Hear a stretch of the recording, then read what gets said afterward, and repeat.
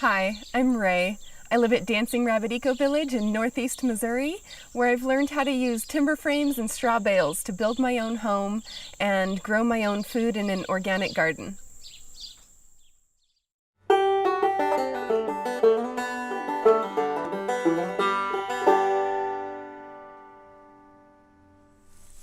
So since living at Dancing Rabbit, I've learned a lot about growing my own food and making medicine from the food that we grow. I didn't learn this in high school. It's just trial and experiment. This is my first garden ever, pretty much.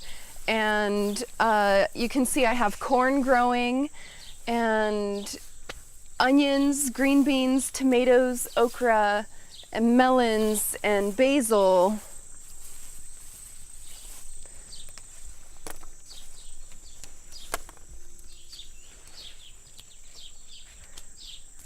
Feels really good to know that I planted this in the ground as a itty bitty little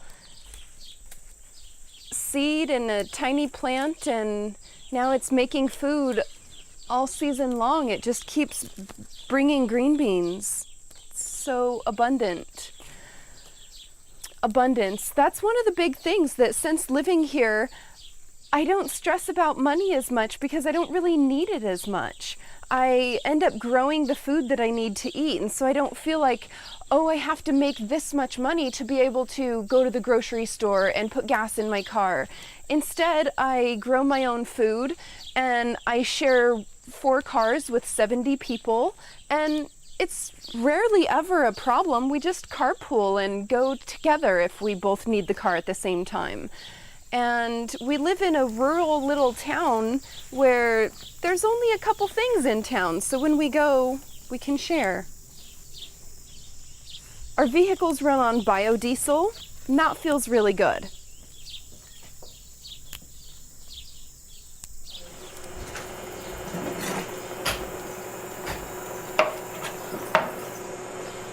So today we're making barbecue sauce, and we diced up the vegetables, and we have tomatoes, onions, cucumbers, sweet yellow peppers, and a couple of jalapenos.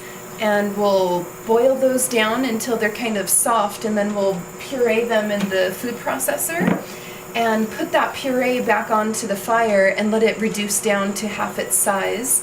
And we'll add this like tea bag of peppercorns and herbs and let it cook on the electric induction burner for another hour and a half. And later tonight we'll have some boiled water and use a water bath canner to can the barbecue sauce and save it for winter.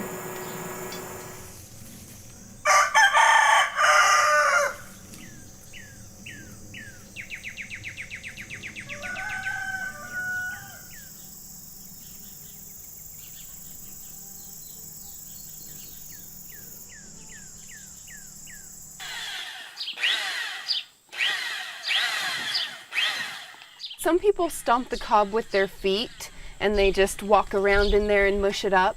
And I'm using an electric blender because sometimes electricity makes hard work easier. This is a pit of clay, sand, and water mixed up until the right consistency, and then we're going to take it in the house and apply it onto the walls as an earthen plaster.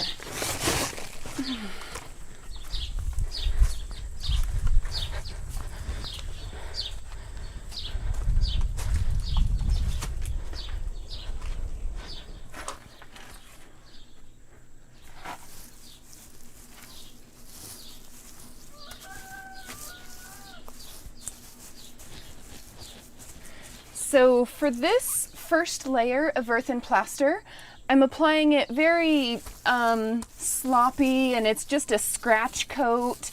I kind of want to push my fingers in there and get that mud to really bond onto all the pieces of the straw bales. And after this dries, there'll be about 3 more coats that go on here, and then a final coat that's very, very fine and polished. So basically what I'm doing is I'm building a home from the earth right beneath my feet. I'm using local timbers that came from within 7 miles of my community, straw bales also about that distance, and this earthen plaster just from the ground beneath my feet. Like as we dug up the foundation for the home, we turned that pile of earth that we dug up into a plaster pit, a pit of mud that we're now applying onto our home. And it's not just mud, it's clay. What's the benefit of building like this?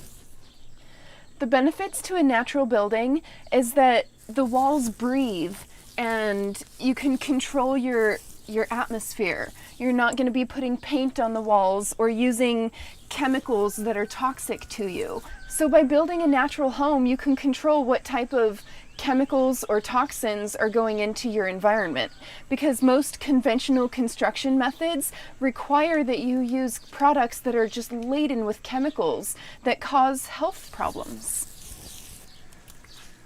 So building a natural home is a huge endeavor. I'm not doing it by myself. I have my partner that I live with and we're building a home together. And then he and I invite people to work exchange, which means that they work with us and learn at the same time, and we pay for their room and board, and we all have a great experience together. And then we also hire some of our friends in the community here as like paid labor to work on our home with us. Oh, it's so satisfying to build your own home, to use the earth beneath your feet to model a work of art that then I get to live in and I get to look at and adore it every day.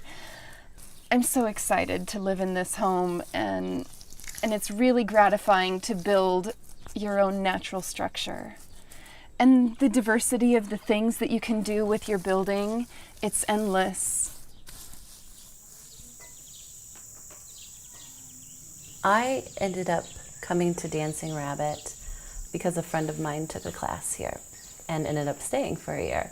So she invited me up here for a weekend. The first weekend that I was here was when I met Ray, and I instantly fell in love with her.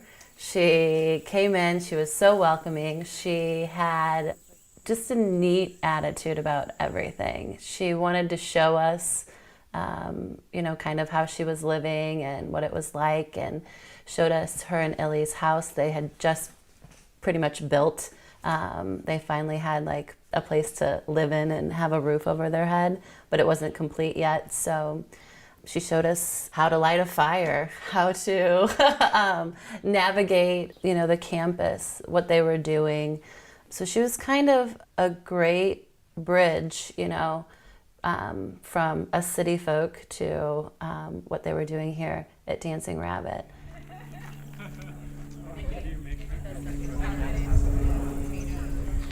So part of why I left California and the life and the job that I thought was perfect, I really thought I had all the things I wanted with a modeling career and a handbag business and the car and the apartment and the relationship that I wanted.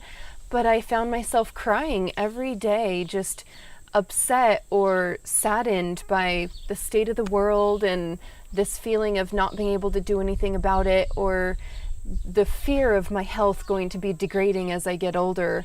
And once I've moved to community, I've been able to realize that I can control my health by the vibrations that I put out and the food that I eat and that I grow. So by living in community, I'm able to feed my soul with the things that I do every day as my job. So I don't work for somebody else anymore. I work on things that I'm truly passionate about. And that brings me so much joy every day that I don't have to work so hard to find joy in other ways in between my 9 to 5.